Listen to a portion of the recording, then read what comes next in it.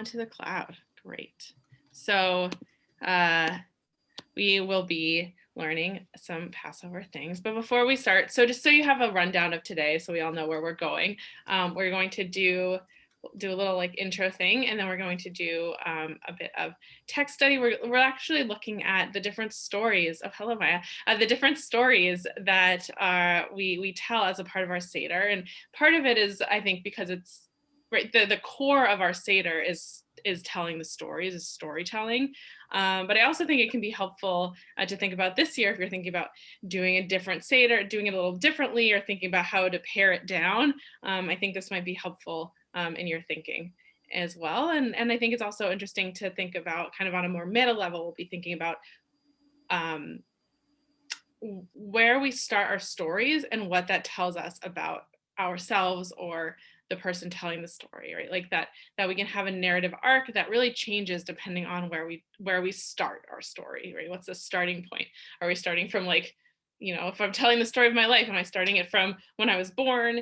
Am I starting it from like my parents? Am I starting it from my, great grandparents who left Russia, right? Like and all of those starting points really give it a different arc. So we're going to kind of be thinking about that as we look at the different Passover stories and versions we have in our Haggadah. And then we're going to be very ambitious with this hour, because then we're also going to have some time towards the end to do some brainstorming around our seders this year, and things to do if you're doing a Zoom seder, things to do to make it a little bit different. I know we're round 2 and kind of seders that are a little different than we're used to.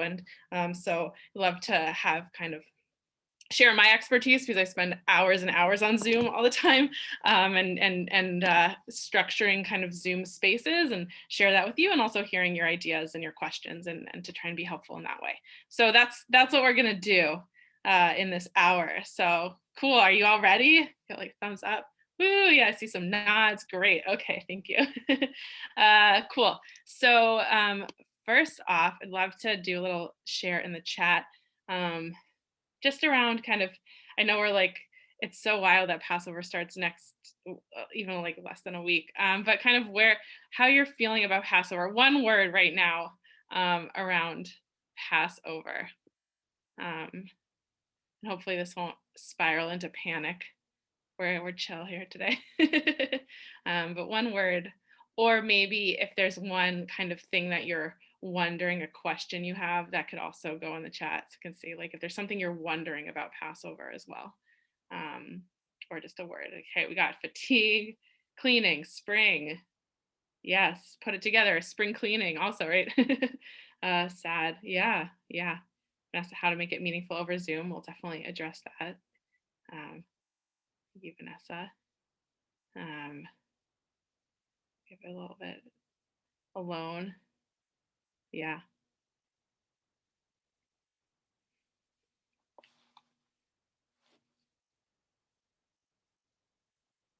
Grateful to be alive and reach this season again. Yes, definitely. Thank you. So there's a lot, right? And please continue to keep sharing, right? There's a lot we're holding in Passover, and it's kind of like what I wrote about in the Beth David in the newsletter for this week around, right? Like holding, there's like the happiness of like, and the excitement of Passover, and for many people, it's like a favorite holiday, and their memories, and like all of these like joyful things about it. And there's also like a sense of sadness and loss of like thinking about the things that we can't have this year, and all of that. And right, both are very true and very present, and I think like can really exist together. Shopping without spending much time in the grocery stores. Yes, it's definitely a challenge, definitely a unique challenge this year. Yeah, we're all being pushed. Challenge, yep. in many ways, yeah. Okay, so great. So this will be helpful. Kind of, we'll circle back to a lot of this towards the end. But I'm gonna do the thing where I share my screen, and I will say that if you were here for Rabbi Scheim's session on Wednesday, we're gonna start almost where he left off, and we didn't do this on purpose, but just I guess it was a lucky coincidence. So you're gonna see something if you were here on whatever that was, a Wednesday. You're gonna see something that might look familiar, and don't worry, we're not doing the same thing. Okay, so here we go. And again, I know many of you have learned with me before, but always feel free to ask questions in the chat, and I'll try and like keep on top of that. Or if you want to unmute yourself and ask a question at certain times, please feel free to do so. Okay, so here we are, and here's some of the questions. I'll zoom in so we can see it. Right. So we're thinking about, again, where do our stories come from, and how do we decide where we start our stories, and what difference does that make? So I'm thinking about all of that, and I think, right, this is true for Passover and also true for beyond. So, okay, great. So here we go. Okay, so we have Mishnah Pesachim. This is chapter 10 of the Mishnah about Pesachim, about Pesach, and most of it's about the Passover sacrifice, but chapter 10 is all about the Seder. And I think with Rabbi Shem, you went through the first few, and we're going to start with this one, but we're not going to go through all of it because I think you already did part of it, and that's not what we're focusing on. But anyway, so this Mishnah, and I'm not even going to read it all, but this part, if you weren't here on Wednesday, this is interesting. It has a version of the 4 questions from the Mishnah, which is, again, like 2,000 years old, if not older here. A version of the 4 questions that's pretty similar to what we do, but not the same. But we're not going to go into that. So that's like a little tidbit you can wonder, look up, or bring up at your Seder. But we're not gonna look at that. But we're gonna look at instead. So this part after we've poured the second cup. Where we start our story, right? So this is the section called Magid, which is the storytelling section, and it's the longest section. It's always like when you're going through the steps of the Seder, Magid is the one that just takes the longest, right? So this is the bulk of the Seder, and it talks about, okay, when we're retelling the story, where are we supposed to start, and what story do we tell, right? There's lots of different ways to tell the story of the Exodus. So here's what the Mishnah says. So we're down here. And here we go. So it says he begins, right? This is talking about like the father teaching his son. Sometimes I'll change it to make it, gender neutral, but we can make it gender neutral here. But right, so in the Mishnah, it's imagining the father teaching the son, but I think this is any adult teaching a child, right? It doesn't have to be your child, right? This is kind of like looking in like a next generation thing, at least here in the Mishnah. So it says, he begins, right? The father begins with the Jewish people's disgrace and concludes with their glory. And he expounds from the passage, right? He elaborates on this passage. An Aramaean tried to destroy my father. In the Hebrew, it's Arami Oved Avi. That might sound familiar. And this is, right. And so he does that until he concludes explaining the entire section. Okay, so this is kind of the most basic. Sorry, did someone have a question? That heard something. Okay, great. So this is kind of the most basic we get in terms of, okay, like what is the story? Like what does it say? And so we have a few clues, right? We have this clue of he expounds. So he begins with disgrace and concludes with glory. In the Hebrew, I highlighted it in case for people that this is helpful. If it's not, just ignore it. All right. So he machil beganut, right? So ganut is disgrace, and then ends in shevach, right? This like glory, praise type of thing. So ganut and shevach, disgrace to glory. So we have that idea, right? That the Jews. So what is our starting point? It's something about disgrace, and we're going to see that there are different interpretations about what that might mean, and then conclude with glory. So there's this narrative arc of starting someplace and ending somewhere else. Okay, and then we have this passage that we have in our Seder about an Aramaean tried to destroy my father, which is from Deuteronomy, and that's all around. That was actually a passage that people would use when they brought their first fruits to the temple, and the rabbis kind of repurposed it and put it into our hagaddah. And if you're using a traditional hagaddah, this section will be like, you'll read the biblical passage, and then a lot of times it'll take one line, and there'll be a lot of commentary on one line, and they'll take another line, a lot of commentary on another line, and you kind of really go through that. And I would say, again, if we're thinking about how to cut our seders or make it a little bit shorter, you don't necessarily need to do all of the expounding, right? It's not about reading all of the words on the page, it's about the conversation. So if you're looking for things to skip or do differently, that is one of them.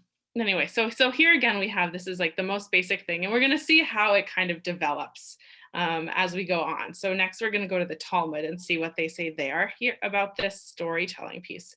But before we do that, does anyone have like questions or comments? I don't see anything in the chat right now, but if someone wants to unmute, I can't see everyone. So if you don't raise your hand, just yell it out. Well, don't yell, but you know. Okay. Seems like we don't have questions yet. Okay, just looking, I'm just taking a moment to look at all of you. Okay, great, cool. So we're clear, we're good. Great, okay, thank you. I see Sarah nodding, so yes. Thank you. Thank you for your support. Okay, great. So next up, we're going to the Talmud, and the Talmud obviously has a lot to say about everything, which is great. So we're in, all right, Psachim 116a. So again, the section of the Talmud, the Babylonian Talmud that deals with Passover. I had to study this. I studied this in both in rabbinical school and in university, actually. And so I have a lot of experience with this, but most of it is all about the Passover sacrifice until you get to the very end, and then they talk about the Seder. And Noreen says, my family rewrote the Haggadah years ago to make it more accessible to many varieties of attendees. Perfect. Yeah, I think that's partially why there's so many different versions of the Haggadah, and there's so many online resources, and we'll talk about that in a little bit, to really think about, okay, how can we kind of keep with the tradition, but also make it accessible and really getting to the essence of what we're supposed to be doing instead of just doing it rote, right? So awesome. Okay. So here we go, Psachim 116a. Okay, would someone else like to read? I feel like I've heard my voice too much now. Will someone just read the English? Someone brave. Yes, Noreen, thank you. Since I wasn't able to attend your other Monday night classes. Okay, when teaching his son about the Exodus, he begins with the Jewish people's disgrace and concludes with their glory. And he expounds from the passage, an Aramean tried to destroy my father, until he concludes, explaining the entire section. The Gemara says, the sages taught, if his son is wise, his son asks him. If he is not wise, his wife asks him. If not, he asks himself. And even if two Torah scholars who know the halachot of Passover, they ask each other. Okay, so we're going to pause right there. Thank you, Noreen. Right, so again, the beginning part quotes the Mishnah that we just read about going from disgrace to glory, and talking through this passage in Aramaic and tried to destroy my father. And we're not going to study that today because that's in the Seder. So I want to leave you something exciting, maybe like cliffhanger for you all to get excited about on the Seder. But when you're reading that at the Seder, I want you to think about if it goes from disgrace to glory, if you think that this matches. Anyway, okay, so he does that, and then they talk about, right, asking. And so we're going back to this idea of asking 4 questions, or asking just questions in general. And we write, like, in the ideal situation, we have someone who has a child, or someone of the younger generation around to ask questions about the story. And if for some reason that child isn't ready, isn't there to do it, right, then okay, we have the wife, right? Another adult will ask these questions. And if not, he asks himself. And then, right, even if you have 2 experts, 2 people who know like all of the things, right, you still have to ask the questions.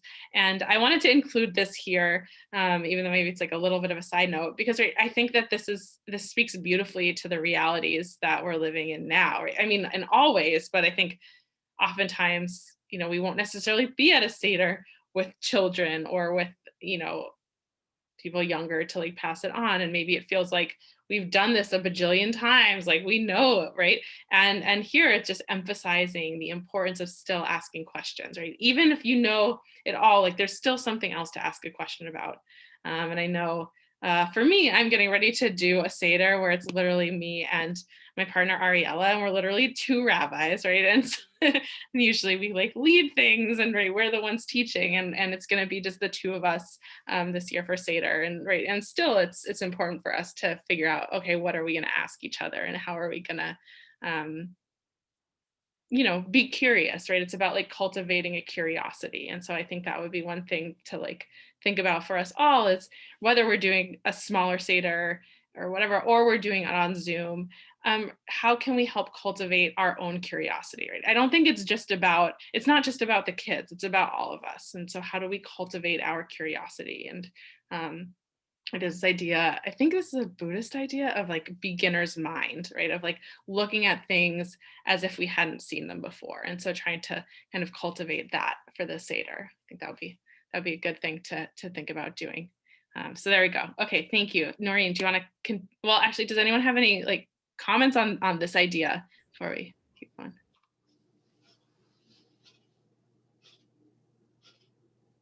Cool. Everyone's so quiet today. Okay. Well, you can feel free if you have a comment and you are intimidated by speaking in front of the people, feel free to also drop it in the chat, and I will try and if you want to have it so that everyone can see it, or you just want to send it to me and I'll read it, and I won't necessarily, if you don't want me to say who it was, you can do that too. You can be anonymous. So feel free to do that as thoughts come up because I want to hear from you. Okay, so there we go. So now we'll continue. Noreen, if you want to keep reading. It was taught in the Mishnah that the father begins his answer with disgrace and concludes with glory. The Gemara asks, what is the meaning of the term with disgrace? Rav said that one should begin by saying, at first our forefathers were idol worshippers, before concluding with words of glory. And Shmuel said, the disgrace with which one should begin, his answer is, we were slaves. Thank you. But that makes it sound like it was our fault that we were slaves. Which one? If it's a disgrace, like it wasn't our fault that we were slaves. That's what happened. Like, I don't like that. Yeah, I can definitely. Yeah, it's almost like a victim blaming, like it's a disgrace. We were slaves because we disgraced ourselves. And yeah, I think that's definitely an interpretation here. I think the way I was reading it, and I think right there are multiple correct readings of this, was more that it's a disgrace, like we were disgraced because we were slaves, right? Like because we had to do all this stuff, and it wasn't like us being a disgrace, if that makes sense. But you can disagree with me and not like it, which is also right. It's cool that we have these two arguments. So we have Rav, who talks about idol worship, and that's a disgrace, and that's more kind of on a personal level, right? Like there was a person who was an idol worshiper, and that's kind of a disgrace, versus something that maybe was more outside of our control, which was being enslaved in Egypt, which was definitely not something we did on purpose.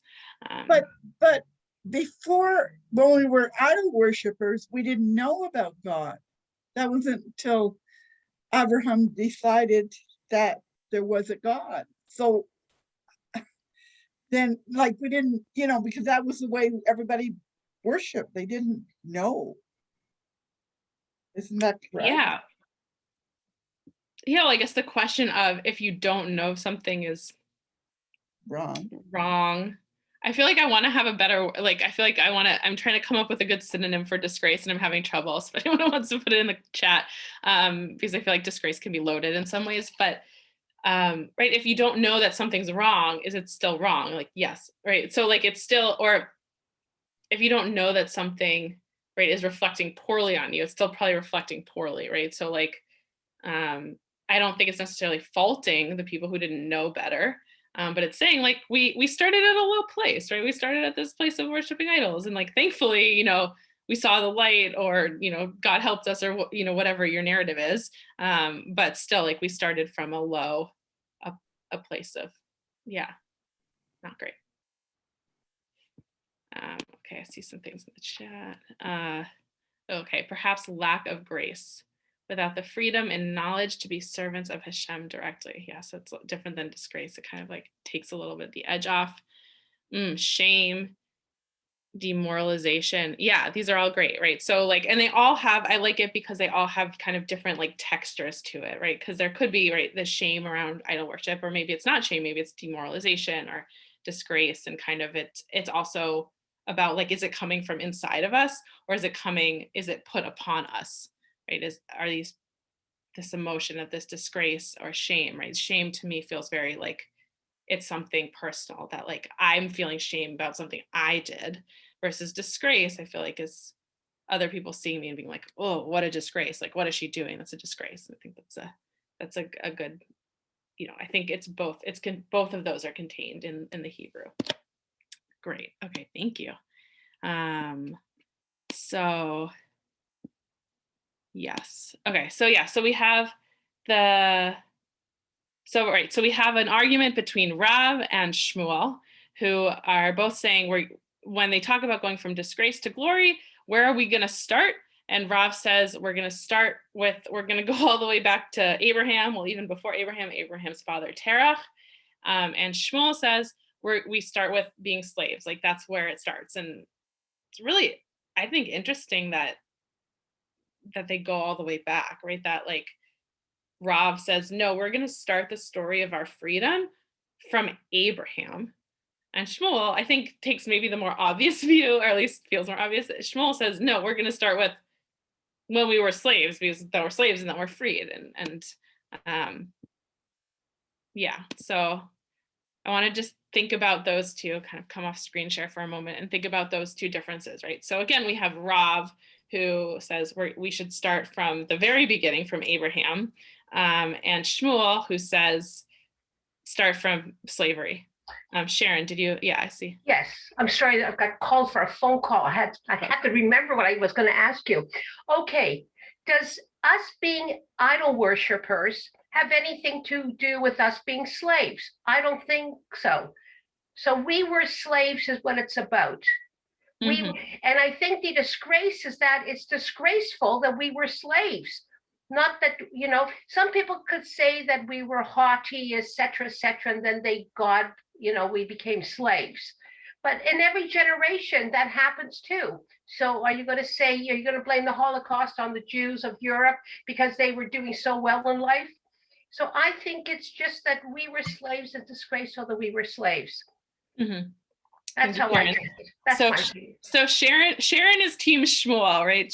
Shmuel's the one who said we're going to start from we were slaves, right? And Sharon said that's where it makes sense. That's the impact. We were slaves, right? We were slaves. Okay, so can we get a team Rav? And even if you're not on team Rav, can we get an argument?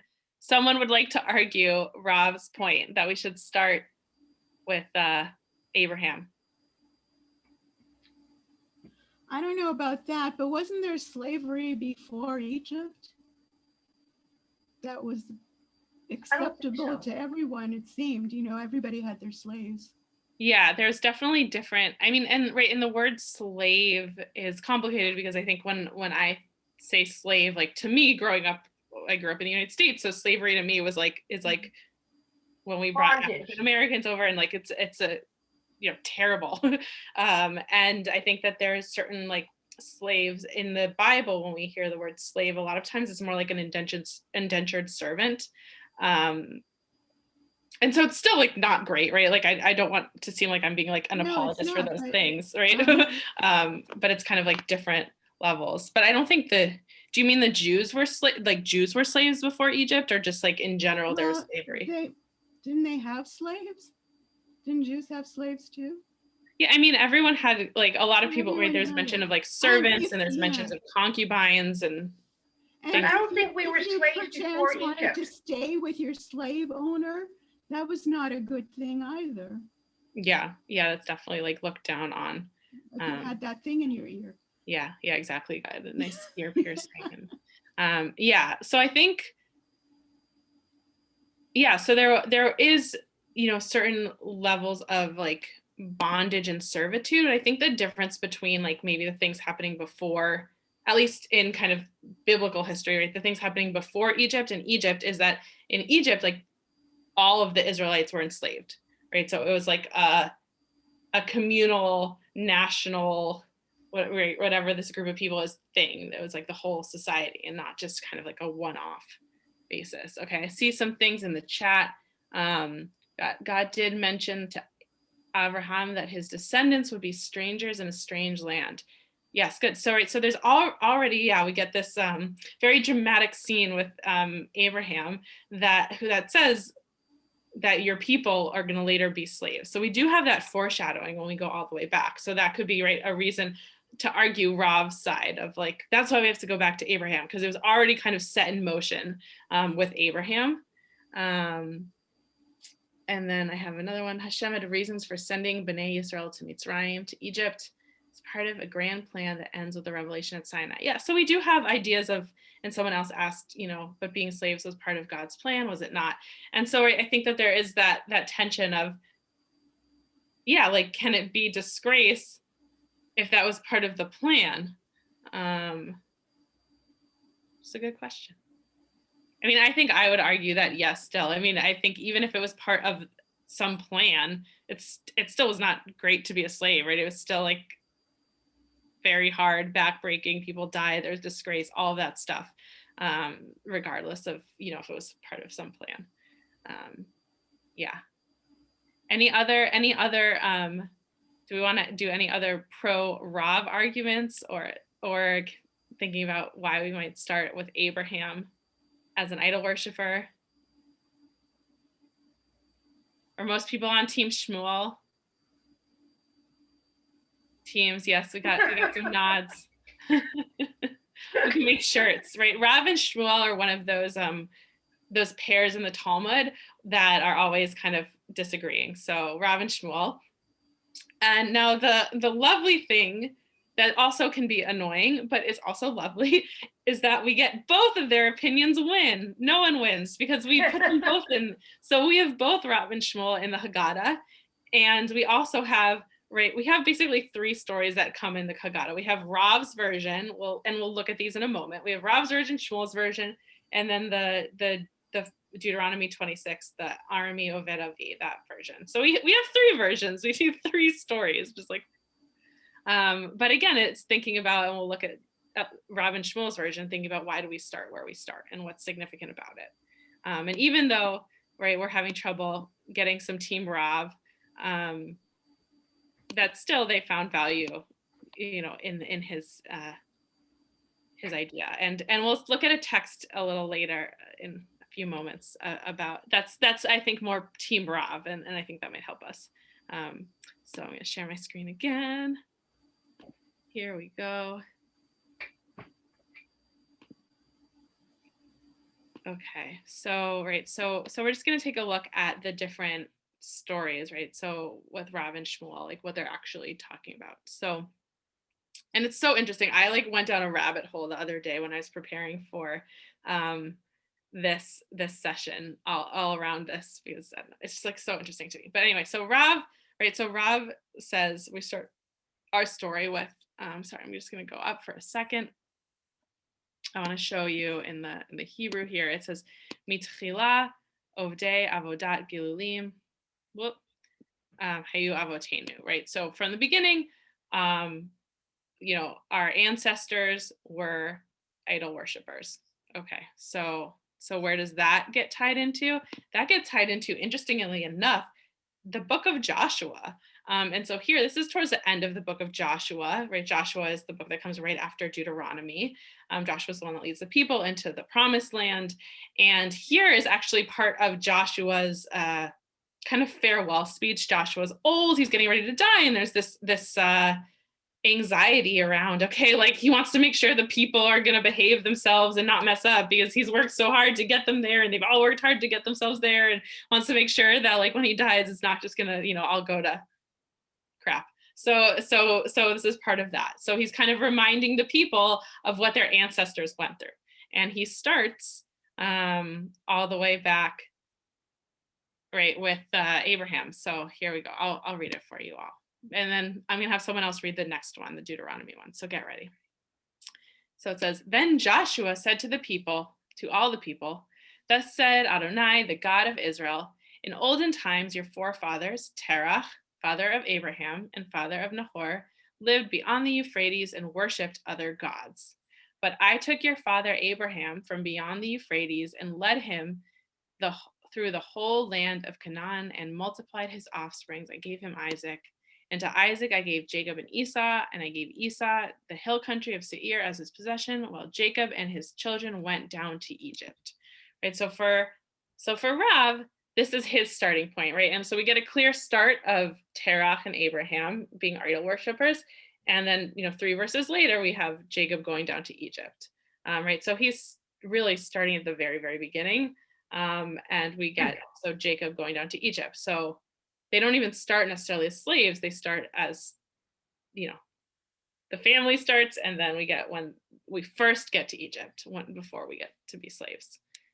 So that's Rav. That's where Rav thinks we should start. Yes. Someone have a question, comment? Okay, I'm just gonna mute everyone then, because I know sometimes there's like side noise, but feel free to unmute yourselves. Okay, so now we have Shmuel's version, which is from Deuteronomy chapter 6. And interestingly enough, this is actually from one of Moses's farewell speeches, right? Moshe's farewell speech when, right, he's getting ready to die. And there's, again, a lot of anxiety. Moshe's worked really hard to get the Jewish people to where the Israelite people to where they are. He's led them through the desert, right? They've gone through a lot together. And so he is justifiably nervous because he doesn't want the people to go astray when he dies. And so he gives a bunch of farewell speeches in Deuteronomy that's kind of like, don't mess this up. Like, remember to do all the things we talked about. And so, right. So again, this is a part of Moshe's farewell speech. And I think both of these, it's interesting that both of these come from kind of a farewell speech, and it's all about the older generation kind of giving their knowledge, passing on their knowledge to the younger generation, and that hope that the younger generation will take it and hold on to it, which I feel like is part of a dynamic in Seder as well, right? It's a lot of like this intergenerational thing. But yeah, so okay, so we have, this is part of Moses' farewell speech, and he's talking about, well, you'll see. Okay, so who would like to read for us?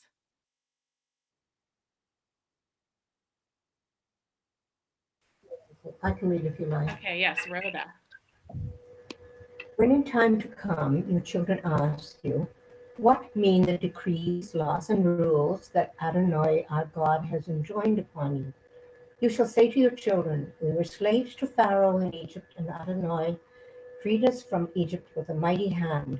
Adonai wrought before our eyes marvelous and destructive signs and portents in Egypt against Pharaoh and all his household.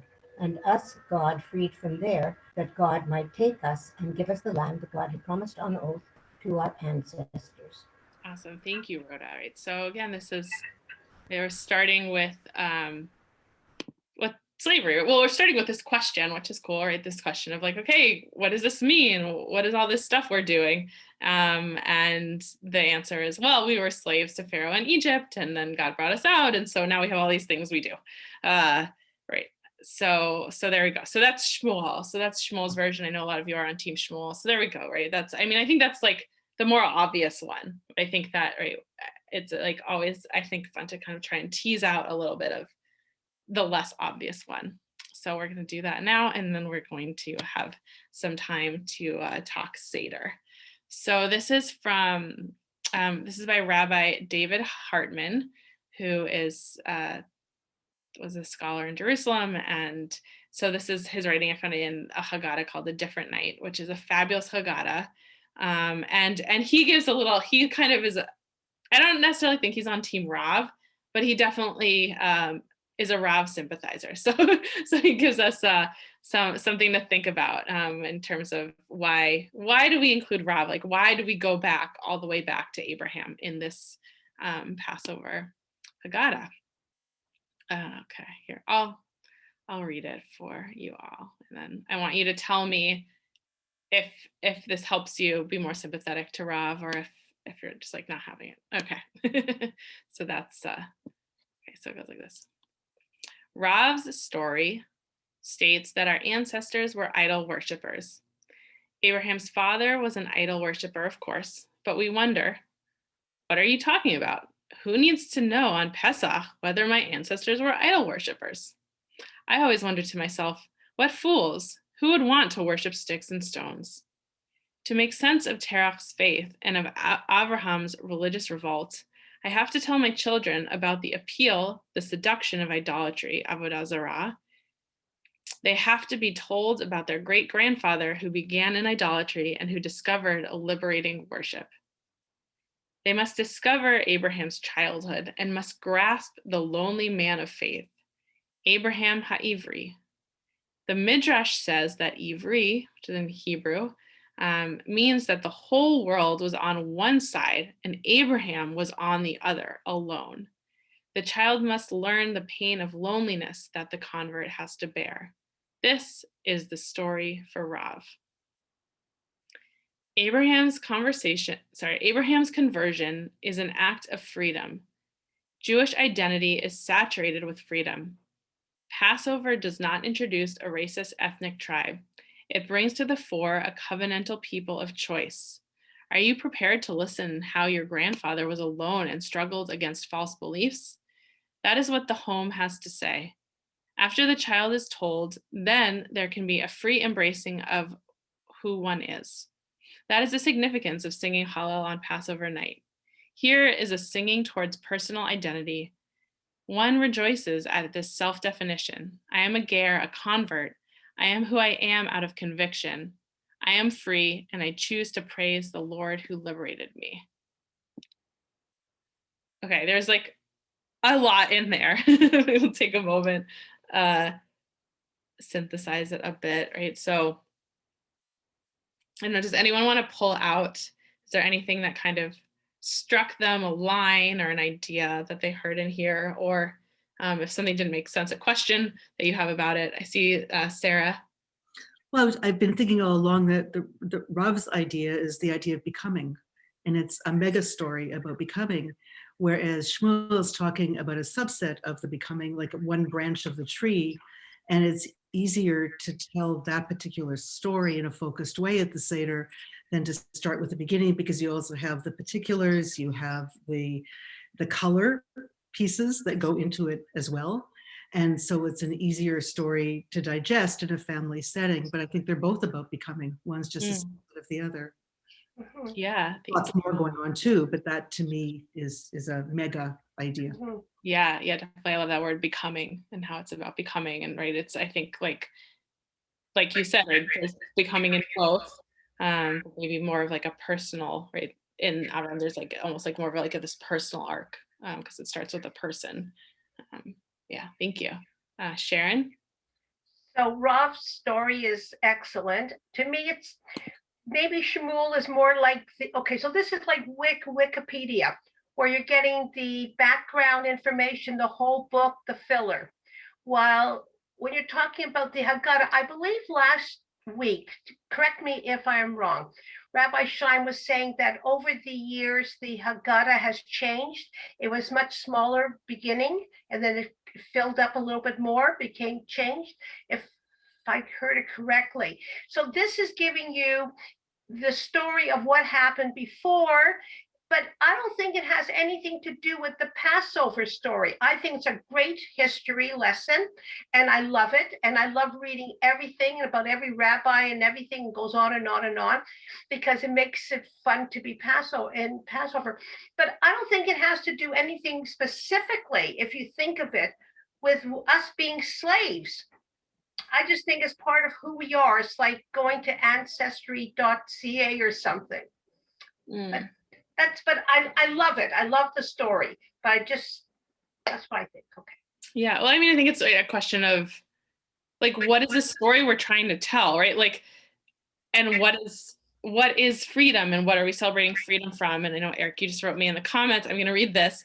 I've always thought Rav was talking about spiritual freedom, starting with idol worship and ending with knowledge of Hashem.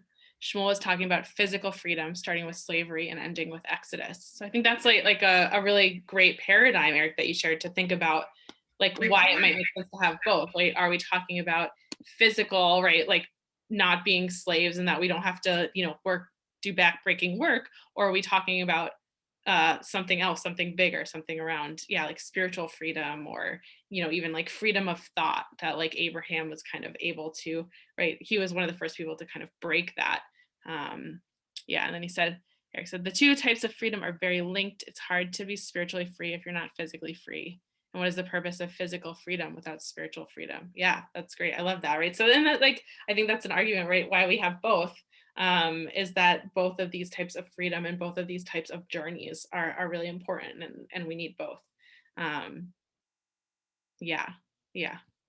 And I think to kind of look back at, right, what Hartman says here, what David Hartman is saying, right, is kind of about this choice and this personal journey that Abraham went through of like choosing Judaism, and kind of that and sometimes like led him to feel alone and be loneliness, and sometimes, for us, when we feel like we choose something or we want to go off the beaten path, it can be hard, even though that can be maybe the way of making ourselves and each other more free. And so in some way, I don't know, I feel like in some ways Abraham's story or Rav's version might be easier to relate to ourselves, right? Like, I know I have not had this experience of being enslaved or being like physically limited, in a way, like this physical slavery or physical lack of freedom.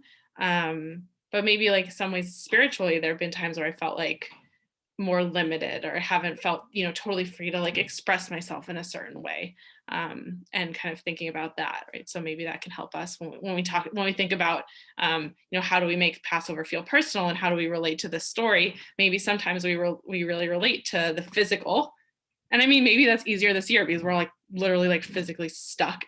So maybe that like that physical freedom is feeling like that's the one that's really calling to us right now. But maybe there's some years where we don't have that stuckness.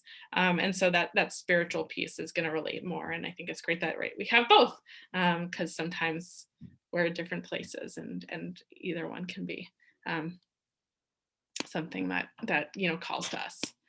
Yeah. Any other thoughts around Rabbi Hartman's take here on Rav?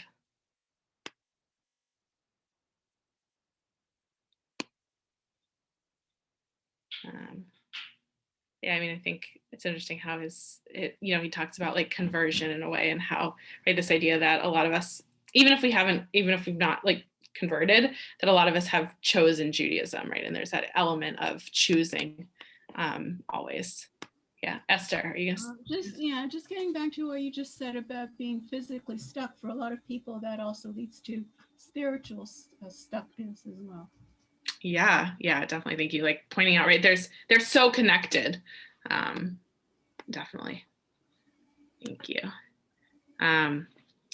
So I think that, right, the takeaway in what we're thinking about, and I think this is something that you can bring to your seders, whether it's just you or whether it's on Zoom or whether it's you and one other person in your household or whatever it looks like, right? Thinking about right, different ways of telling the same story and how it emphasizes different aspects and can show very different narrative arcs depending on where we start, and like what are the different stories and the roles of both these stories in the Haggadah, but also the stories we tell about ourselves, right, in our own lives. And I think I've spoken about this before, but right, there's like psychological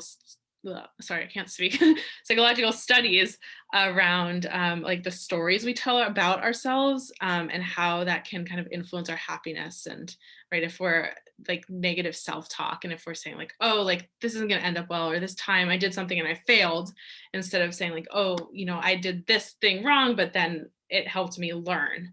And so like, are we ending in the negative or are we ending in a positive, and things like that. So those have, right, it has real effect. And so thinking about those types of things, when we have Rav and we have Shmuel, and we have this idea of going from disgrace to glory.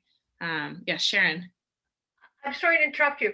I just wanted to know, did Abraham have a choice, or did God tell him that this is what you do the covenant, like to become Jewish or to circumcise himself? Did he have a choice, or is it just that's what happened?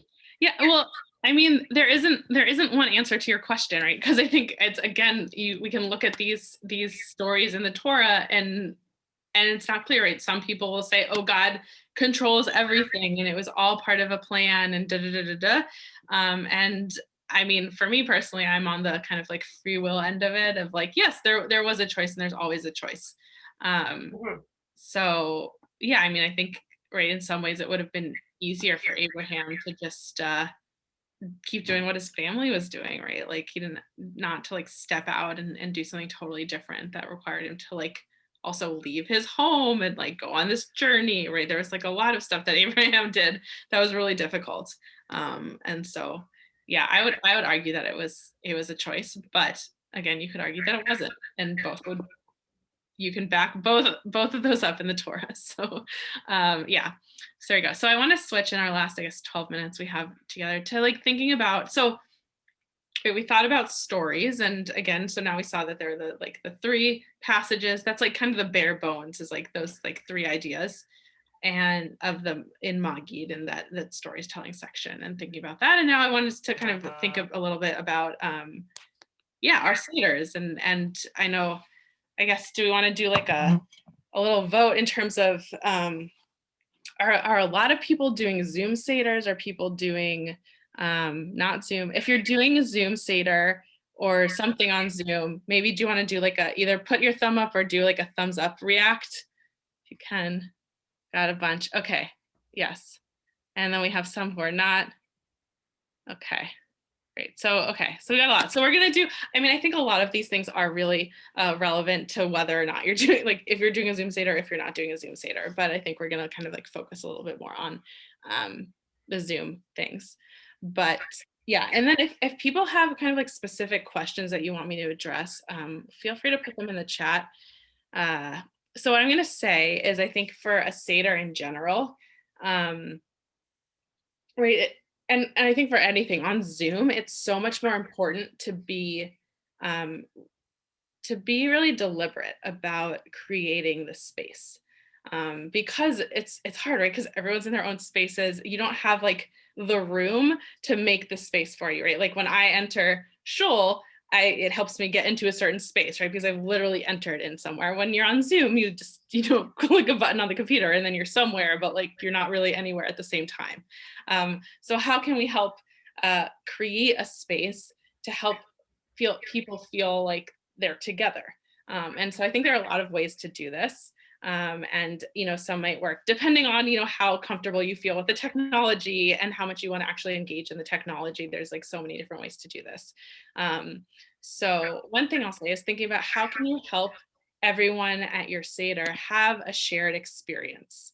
And right, so of course you're all part of the same conversation, but like other things that are like more tactile. So things I think about are like, is there a way maybe you want to all like have one thing that you all cook that's the same, that you can eat at the same time, right? There's certain things like this that are built into the Seder, like you're all gonna eat the parsley at the same time and have similar reactions. But maybe is there a special like family recipe that you want to make sure everyone is cooked? Or if people are close by, maybe you want to box up and deliver a piece of that cake or whatever, the kosher or Passover cake to everyone, and so you can all eat it at the same time and kind of feel that sense of togetherness.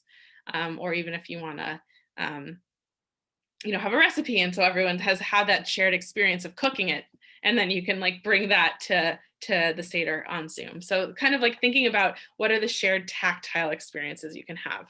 And you can really have fun with that on Zoom, right? You can also use, because there's so much of a visual, you could say like everyone like dress in a certain color, right? Do you want to do something where everyone dresses in blue and then you like reenact the sea splitting on Zoom by having, people in their different Zoom windows, like moving in a certain way, right? Like thinking about what are kind of creative visual things that you can do using Zoom and like using that. And I mean, I think it's the same thing with if you're doing it in person, right? Like what are some fun visual things you can do, or visual cues? Do you want to like set your table in a certain way or have a camera angle in a certain way and things like that? Okay, I see we got a bunch. Oh, we have one thing in the chat. Noreen said, we all take turns and decide on the songs to sing. Our daughter in Boston is too far to deliver food to. We do the best we can in these circumstances. Yeah, so right, like again, so you could say, okay, here's the recipe that maybe this is what I always do. Maybe there's certain things that you would always serve. Can you like give her the recipe? Maybe she wants to make it. Maybe she doesn't, right? Maybe things are too wild and it's too much.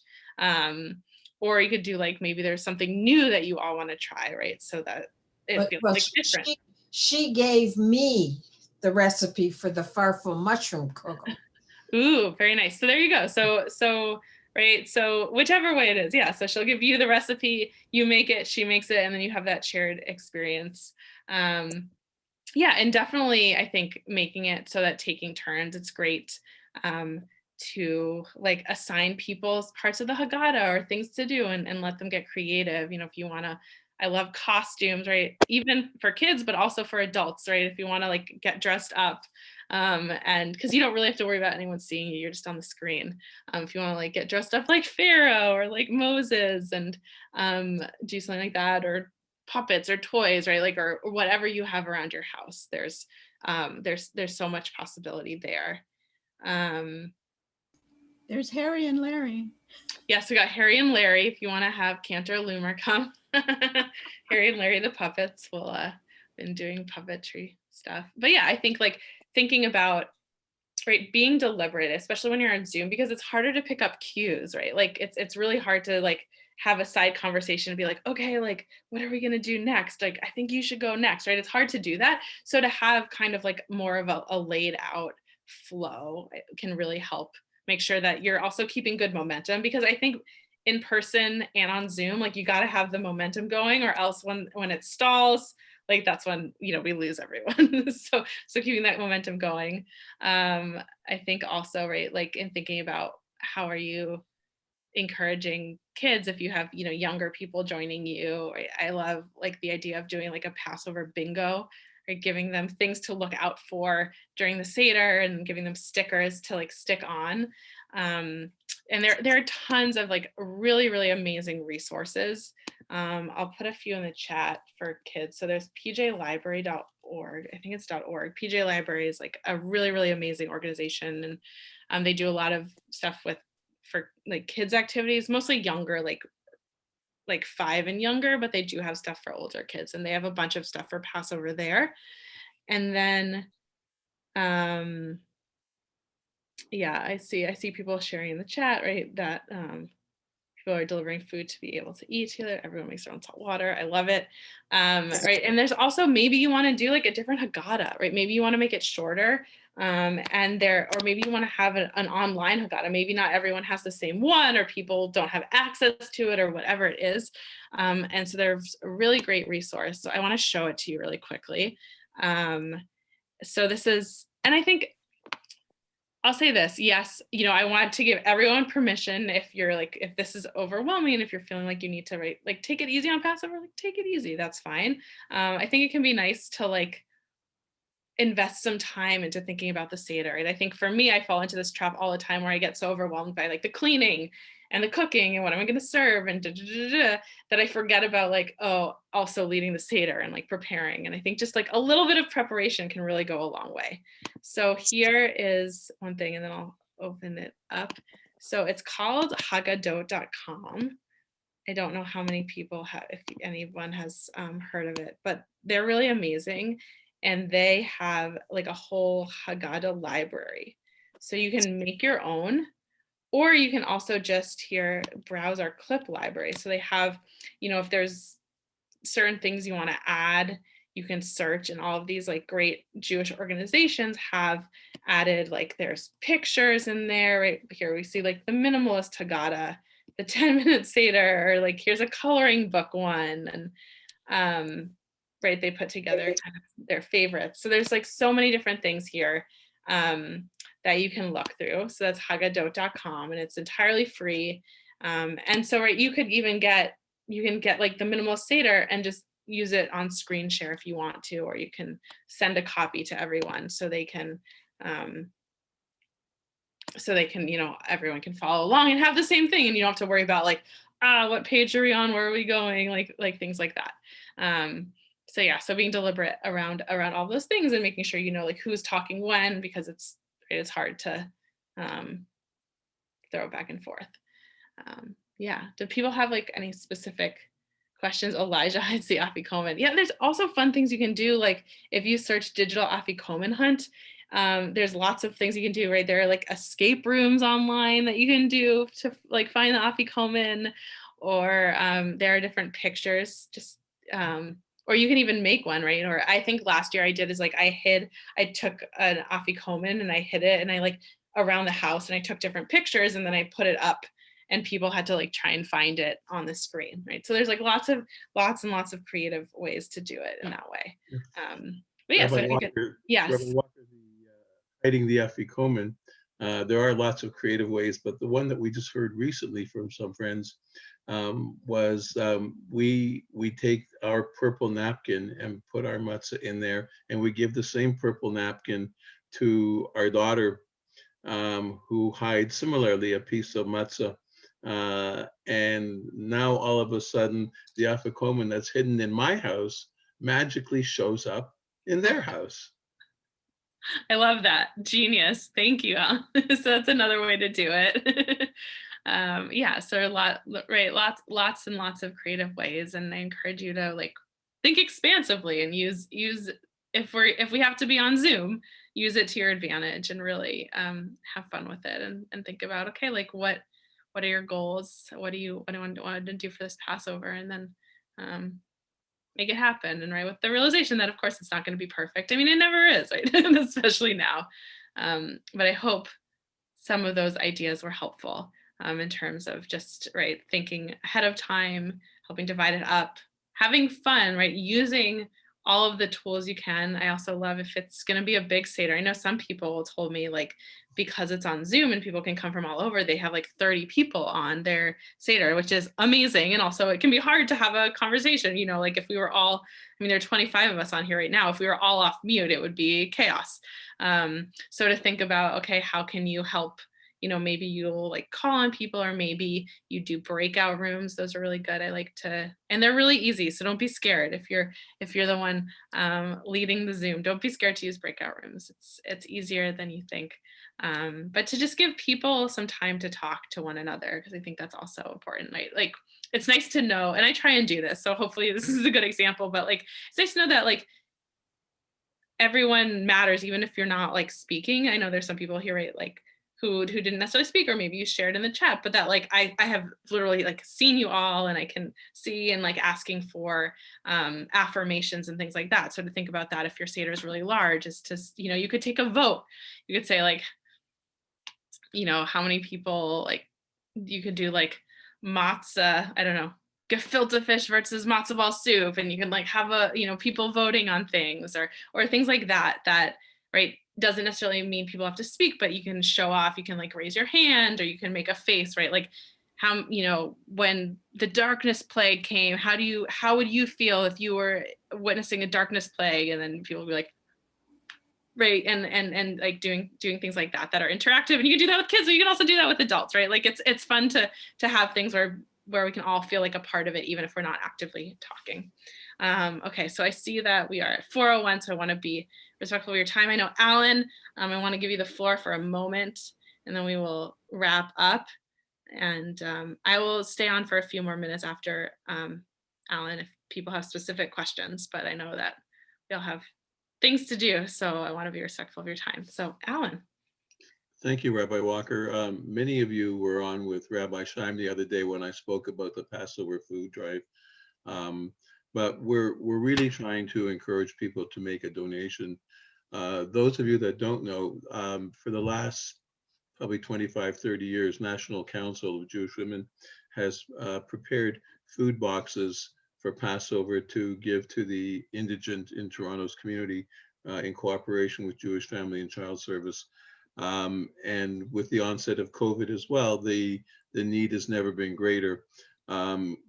So we've spoken with National Council, and they've asked us if we can possibly help them with their fundraising this year, because they can't use volunteer labor. They've had to hire a company to pack and deliver the Passover boxes this year, and it's only, the numbers have only increased. We would ask if people can make a donation. I'm going to give you the phone number that you can just call National Council tomorrow. It's an easy number, 416-633-5100. So it's 633-5100.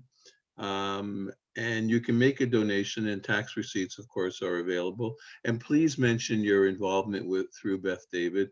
We're hoping to really help them out this year. And we've sort of set a target of around $3,600, which is a lot, but with a little help from a lot of people, we can help them reach that target. So please, if you can, and if you'd like further information, you can go to their website, which is, of course, www.passoverfooddrive.org/donate. That's passoverfooddrive.org. And this announcement comes to you courtesy of your SADO committee. So again, thanks everyone, and Chag Kosher v'Sameach, all the best of the holidays, and thanks for your support and assistance here. And Rabbi Walker, thank you for giving us a little time to promote the food drive here on your show. Yeah, thank you, Alan. And right, that's thinking about part of the Passover seders, like we talk about, right, let all who are hungry come and eat, and we take that as trying to invite guests over, but we can't do that this year. So this is a great way to kind of do that part, fulfill that part of the holiday. Yeah, so also I will say I wrote up a whole thing actually to email someone that I sent about lots of different Zoom Passover ideas. So if you're interested in having kind of an extensive written thing, I'm happy to send that to you if you just send me an email, rabbiwalker@bethdavid.com. And I'm happy to, I'm happy to share. I'm happy to brainstorm. I spend a lot of time thinking about how to create Zoom spaces and things like that. So happy to help. So again, we're done with the official things. So thank you all for coming. And if anyone wants to stay on and has a specific question, I'll stay on for a few more minutes. So yeah, thank you so much. I hope this was helpful. I really enjoyed learning with all of you. And thank you, Rabbi Walker. Yeah. Thank you. Thank you. I have a small